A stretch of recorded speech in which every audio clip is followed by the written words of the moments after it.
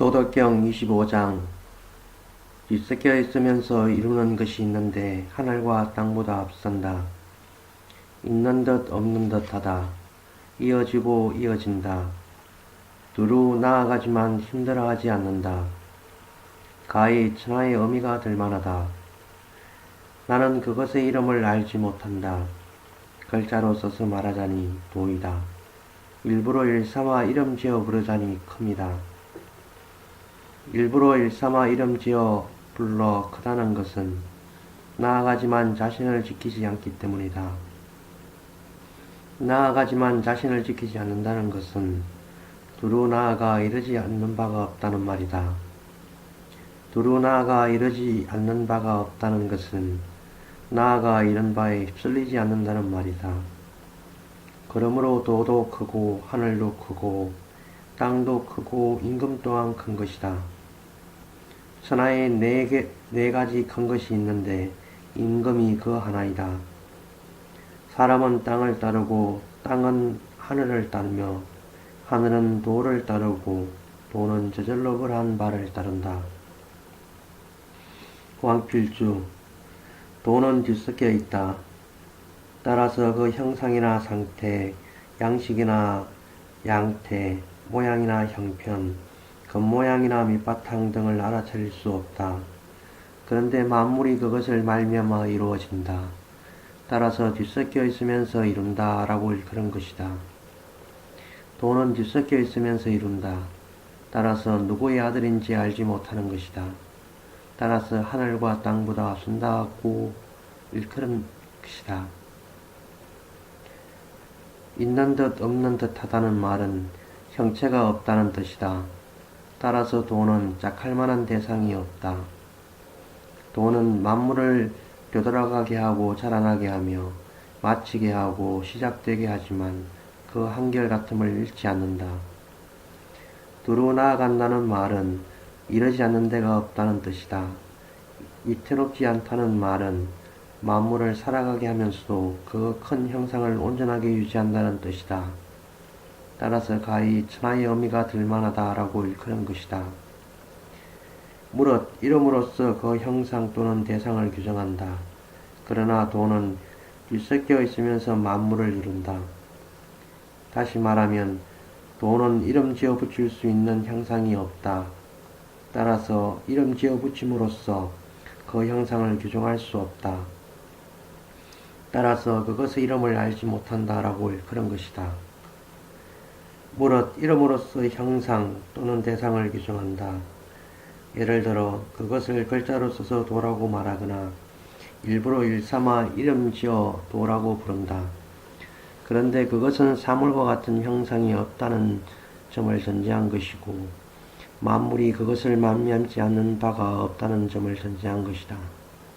다시 말하면 그것이 뒤섞여 있으면서 만물을 이룬다는 점을 전제함으로써 가장 큰 것이라 글자로 써서 말하거나 일부러 일삼아 이름 지어 부를 수 있는 것이다. 노자가 그것을 글자로 써서 도라고 말했던 것은 그 가장 큰 것이라 일부러 일삼아 이름 지어 부를 수 있다는 점을 전제했기 때문이다. 그런데 그 글자로 써서 말하거나 이름 지어 규정한 것이 말미암는 바를 따지게 되면 큼에 얽매이게 된다. 큼에 얽매이게 되면 반드시 분별이 생겨나게 된다. 분별이 생겨나게 되면 반드시 그 걱정을 잃어버리게 된다. 따라서 일부러 일삼아 이름 지어 부르자니 큰 것이라 일컬은 것이다. 도는 만물에 나아가는 데 있어서 자신을 고집하지 않는다. 큰 형상이기 때문이다. 다시 말하면 도는 만물에 두루 나아간다. 따라서 만물에 이르지 않는 바가 없다. 도는 두루 나아가 이르지 않는 바가 없다. 따라서 도는 그 나아감이나 이름의 극점에 다다른다. 도는 나아감에 있어서 멈추거나 끝내지 않는다. 따라서 도는 멈춤이나 끝남의 극점에 다다른다. 도는 나아감에 있어서 자신에게 치우치지 않는다. 따라서 도는 치우침의 극점에 다다른다. 도는 그 나아가 이르는 바에 휩쓸리지 않는다. 따라서 그 몸은 홀로 서 있다. 하늘과 땅의 성품을 지닌 사람은 귀해지는데 임금이 그러한 사람들 중에서 뜹니다. 비록 그 위상이 땅, 하늘, 도만큼 크지 않지만 그러나 사람들 중에서 뜸으로써 그것은 또한 다시 크며 도, 하늘, 땅, 색과 더불어 짝이 된다. 네 가지의 큰 것은 도, 하늘, 땅인 겁니다. 무릇 만물은 불리거나 붙여지는 이름이 있다. 때문에 그 이름 부르거나 붙일 수 없는 걱정이 아니다. 말하자면 이름 불리거나 붙여진 도는 말미암은 바가 있다. 그 말미암는 바가 있은 다음에 그것을 일컬어 도라고 부른다. 따라서 그 도는 이름 부를 수 있는 것들 중에서 큰 것이다. 그러나 그것은 이름 부를 수 없는 것의 큼과 같지 못하다.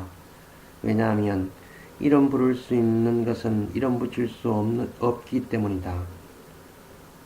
왜냐하면 이름 부를 수 없는 것은 이름 붙일 수 없기 때문이다.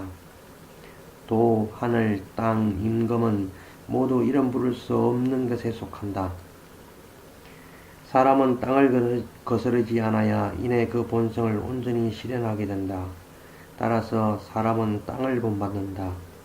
땅은 하늘을 거스르지 않아야 이내 만물을 온전히 싣게 된다. 따라서 땅은 하늘을 본받는다. 하늘은 도를 거스르지 않아야 이내 만물을 온전하게 돕는다. 따라서 하늘은 도를 본받는다. 도는 저절로 그러한 바를 거스르지 않아야 이내 만물이 그 본성을 실현하게 된다.